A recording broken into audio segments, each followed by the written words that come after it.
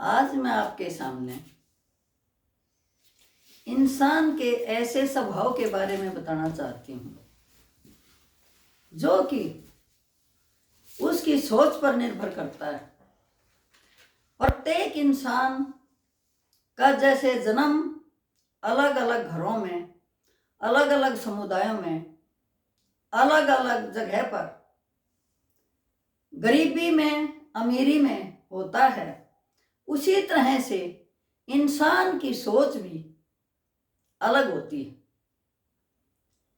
बहुत से इंसान ऐसे होते हैं कि चाहे कितनी भी गरीबी क्यों न हो, उसे भोजन मिले न मिले, फिर भी वो अपने आप को खुश दिखाने की कोशिश करते हैं तथा कभी भी दूसरों के सामने अपना दुखड़ा नहीं रोते।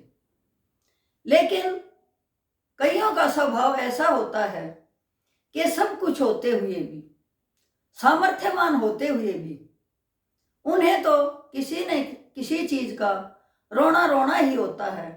हमेशा ही उनका फेस देखने लायक नहीं होता, त्योरियां चढ़ी हुई होती हैं, मन पे उदासी होती है, चेहरा मुरझाया हुआ होता है। प्रत्येक इंसान ये कहता है कि फलां इंसान से क्या मिलना, वो तो पहले ही अपने आप से इतना दुखी है। लेकिन चाहे कोई गरीबी में भी क्यों न हो, उससे प्रत्येक इंसान मिलना चाहेगा कि चलो फला आदमी से मिलते हैं, वो हमारे मूड को ठीक कर देगा, हमारे चिंताओं को खत्म करेगा तथा हमें हंसाएगा। ये प्रत्येक इंसान के ऊपर निर्भर करता है, उसके हाव भाव पर, उसके विचारों पर निर्भर करता है। इसी पर मैं एक कहानी सुनाना चाहती हूँ। यदि आप लोगों को मेरी बात पसंद आए तो कृपया करके लाइक और सब्सक्राइब अवश्य कीजिए तथा दूसरों को भी शेयर कीजिए। किसी गांव के अंदर एक धनाढ्य औरत रहती थी। परमात्मा ने उसको बेटा नहीं दिया था, 2 बेटियां ही थी। दोनों बेटियां अच्छे घरों में शादी कर रखी थी, धन धान्य से संपन्न थी, दामाद भी अच्छे थे, उनकी इज्जत भी करते थे। परंतु फिर भी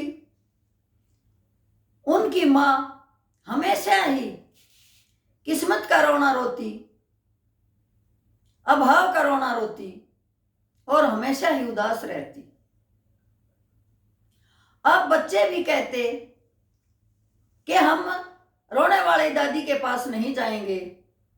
गली में बच्चे उससे बोल के खुश नहीं थे, उससे बात करके खुश नहीं थे, कोई राम राम नमस्ते भी करके खुश नहीं था, क्योंकि उसके फेस को ही देखते हुए प्रत्येक बच्चा उससे कटता था, बड़े भी कटते थे, क्योंकि जिससे भी मिलती किस्मत का रोना रोती, अभाव का रोना रोती, जबकि परमात्मा ने उसे सब कुछ दे रखा था। यदि बरसात हो जाती तो एक लड़की जो कपड़े धुलवाने का काम करती थी, उसने अपनी बहुत बड़ी एक ड्राई क्लीन की फैक्ट्री लगा रखी थी, उसका रोना रोती, बरसात इतनी हो रही है, मेरी बेटी का काम कम चलेगा, कैसे कपड़े ड्राई क्लीन होंगे, सूखेंगे नहीं, नमी रह जाएगी, ग्राहक भाग जाएंगे।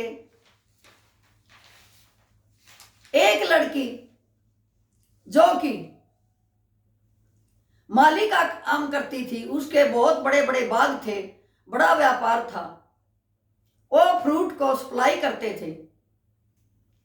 यदि बरसात नहीं होती तो हर एक इंसान के सामने उसका रोना रोती, बताओ परमात्मा हमारे पीछे लगा हुआ है, बरसात नहीं हुई, मेरी बेटी के बाग में फल कम होंगे, उसकी बचत कम होगी, उसका काम कैसे चलेगा। उसका स्वभाव ही ऐसा था कि उसने हमेशा अभाव को ही देखना होता था।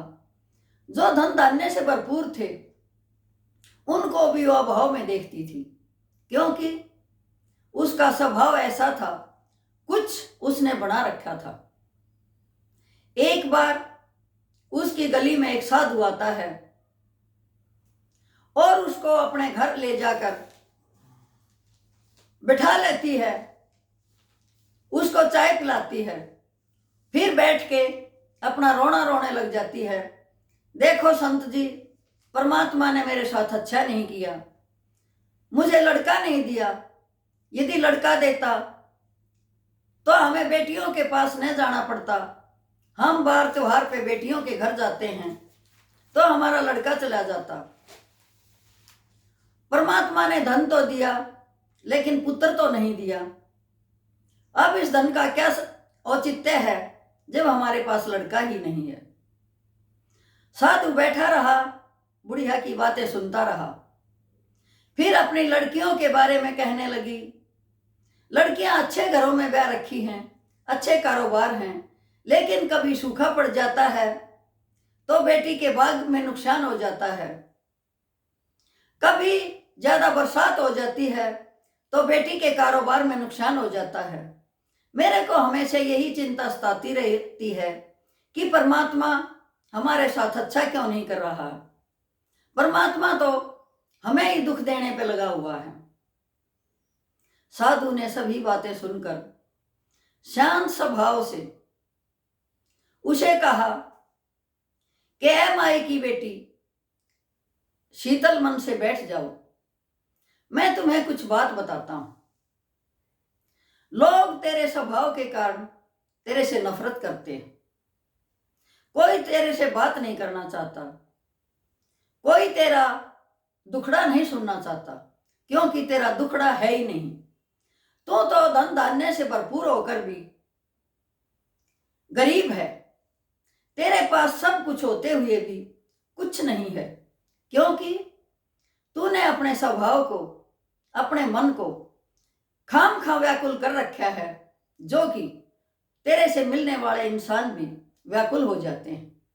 यदि तूने अपने जीवन को आराम से जीना है तो अपने मन में शीतलता लाओ। सुबह उठ के सभी कामों से निवृत्त होकर नहा धोकर परमात्मा का भजन करो और परमात्मा से विनती करो कि हे परमात्मा, जो तेने दे रखा है वो बहुत कुछ दे रखा है, मैं आपकी आभारी हूं, मैं धन धान्य से भरपूर हूं। अपने सामर्थ्य के अनुसार दूसरों की सहायता करो। यदि किसी की बहन बेटी तेरे द्वार पर आती है तो उसका आदर सम्मान करो, अपनी सामर्थ्य के अनुसार उसे उपहार दो, उसको कपड़े दो। जो भी इंसान तेरे द्वार पर आता है खुश होके बात करो, हमेशा हंसती रहो, अपने स्वभाव में बदलाव लेके आओ। सुबह से शाम तक की दिनचर्या रात को लेटने के बाद दोहराओ कि आज तूने कितनी मुस्कुराहट दूसरों को दी है या कितना दुख दूसरों को दिया है। हमेशा ही इस चीज का आंकलन करो, हमेशा ही सोचो कि आज तूने दिन में किसी का भला किया है क्या, किसी को दुख के बदले दो मीठे शब्द बोले हैं क्या। यदि आप यही तरीका हर रोज अपनाओगे तो देख लेना कि एक दिन तेरे अंदर सुधार आ जाएगा और जो तेरा प्रतिदिन का रोना है वो खत्म हो जाएगा। और तू, परमात्मा ने तो तुझे सब कुछ दिया है, लेकिन तेरी आत्मा तृप्त नहीं है, तेरा मन हमेशा भटकता है, तू दूसरों को देख के जलती है, इसीलिए तू शांत नहीं है। इस मन को बदल के देख, आत्मा से सोच के देख, अपने अंदर झांक कर देख, क्या परमात्मा ने कोई कमी छोड़ी है। बहुत से लोग ऐसे भी हैं, रोड पर सोते हैं, ऊपर छत नहीं है, पहनने के लिए कपड़े नहीं है, खाने के लिए भोजन नहीं है, फिर भी सुबह उठ के एक दूसरे को राम राम श्याम श्याम करते हैं, मुस्कुरा कर मिलते हैं। तेरे से तो वो इंसान बहुत अच्छे हैं जो कि सब कुछ अभाव होने के बाद भी परमात्मा का शुक्रिया करते हैं और खुश रहते हैं। अब उस बुढ़िया को, उस बुजुर्ग औरत को समझ में आ गई। उसने कहा, ऋषिवर, मैं आपकी बात पर अवश्य अमल करूंगी और जैसा आपने कहा वैसा ही करूंगी। अब 1 महीने के बाद रिसीवर फिर आते हैं और बुढ़िया के घर में पधारते हैं। फिर उससे पूछते हैं कि आज माई बताओ क्या हाल है। वो गली मोहल्ले में पूछते हैं। उसे उस गली मोहल्ले के बच्चे हंसने वाली दादी के नाम से पुकारने लगते हैं। जो रोने वाली दादी कहते थे वही बच्चे उसे हंसने वाली दादी कहते हैं। और बच्चे कहते हैं आज तो दादी में बहुत बदलाव आ गया है। कोई रेहड़ी वाला आता है, हमें चीज भी दिलाती है, मुस्कुरा कर बात करती है। यदि कोई बच्चा अपनी फीस नहीं भर पाता उसकी फीस भी स्कूल में जाकर दे आती है। सबके दुख दर्द बांटती है। उसने अपने आप को धीरे धीरे करके इतना बदल लिया कि जो लोग उसे तुच्छ दृष्टि से देखते थे, सोचते थे इससे क्या बात करनी, इसके तो वही रोने धोने हैं, वही लोग सोचते थे कि चलो दादी के पास चलो, 2 चुटकुले सुनेंगे, हंसेगी हंसाएगी और खुश होके दिखाएगी। अब ये इंसान के अपने बस में है कि वो अपने आप को कितना बदल सकता है। एक रोने वाली दादी से हंसने वाली दादी बनना सबके बस की बात है और सभी ऐसा कर सकते हैं। प्रत्येक इंसान को यहाँ सीख लेनी चाहिए कि खाम खा के दुखड़े रोने से कुछ नहीं होता। यदि हम खुश रहेंगे, अपने आप में आत्मसात करेंगे, परमात्मा का नाम लेंगे, जिसने हमें अच्छे हाथ पैर दिए, अच्छा शरीर दिया, उस परमात्मा ने कोई कमी नहीं छोड़ी। जिसने हमें जो चीज हमें चाहिए वो सब कुछ दिया है, फिर उसकी तरफ से तो हमें कोई तकलीफ नहीं है। लेकिन हम अपने मन को खाम खा भटकाते फिरते हैं, खाम खाई दुखी होते हैं। यदि हमें खुश रहना है तो हमेशा ही दूसरों को भी खुश रखिए, मुस्कुरा कर बात करिए, जितना हो सके दूसरों की सहायता कीजिए, अपने सामर्थ्य अनुसार दान दीजिए, अपने सामर्थ्य अनुसार दूसरों की सहायता कीजिए तथा हमेशा ही खुश रहिए। खुश रहना एक ऐसी दवाई है जो सबके लिए बहुत ही अच्छी है। यदि हम खुश रहेंगे तो हमारे साथ दूसरे भी खुश रहेंगे। यदि हमारा मन खुश है, दिमाग भी खुश है, हम दूसरे का भला करके भी खुश होंगे और आप भी खुश रहेंगे, दूसरों को भी खुश रखेंगे। यही था मेरा आज का वीडियो। यदि जो भी वीडियो को सुनता है वो दूसरों से शेयर अवश्य करे तथा इस बात पर अमल करे कि प्रत्येक इंसान खुशी से जी सकता है और खुश रह सकता है, चाहे उसकी परिस्थितियां कुछ भी हो। परिस्थितियां तो आती जाती रहती हैं, लेकिन इंसान का खुश होना बहुत अच्छा है और वो अपनी किस्मत को खुश रहकर बदल सकता है। ओम।